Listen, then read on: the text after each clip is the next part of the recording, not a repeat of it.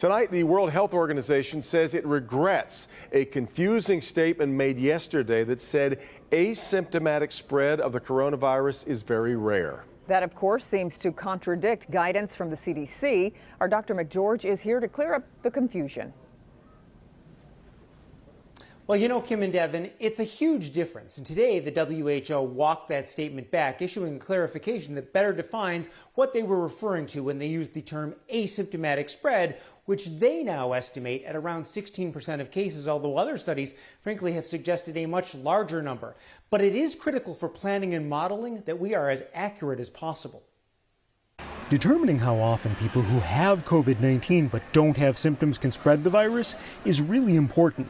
If someone doesn't have symptoms but is contagious, it makes symptom screening questionnaires and temperature checks far less useful, and it makes universal precautions like distancing, hand washing, and masks far more important.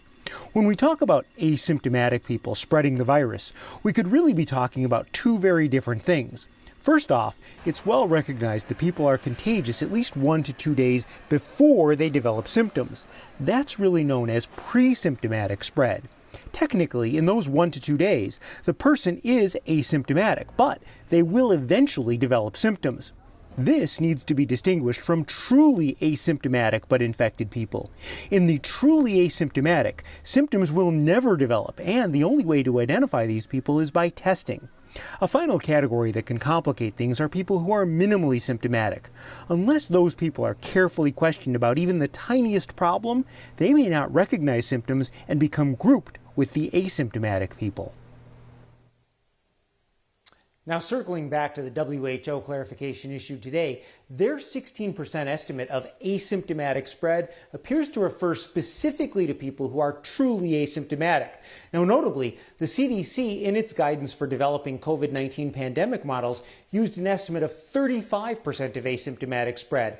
And a study published on June 3rd in the Annals of Internal Medicine analyzed 16 other reports of asymptomatic spread and estimated it to be as high as 40 to 45%, although they couldn't completely assess what percentage might have been pre-symptomatic spread. A little bit confusing there, Doc, but okay, so do the differences in asymptomatic versus pre-symptomatic spread change anything right now? Well, that's critical. No, they don't. Regardless of which group you end up in, as an infected person, the bottom line is it is well accepted that a significant percentage of infected people can spread the virus when they don't have symptoms, which really emphasizes the need for broad precautions, including masks and social distancing. Yep. All right. Thank you, Dr. McGeorge.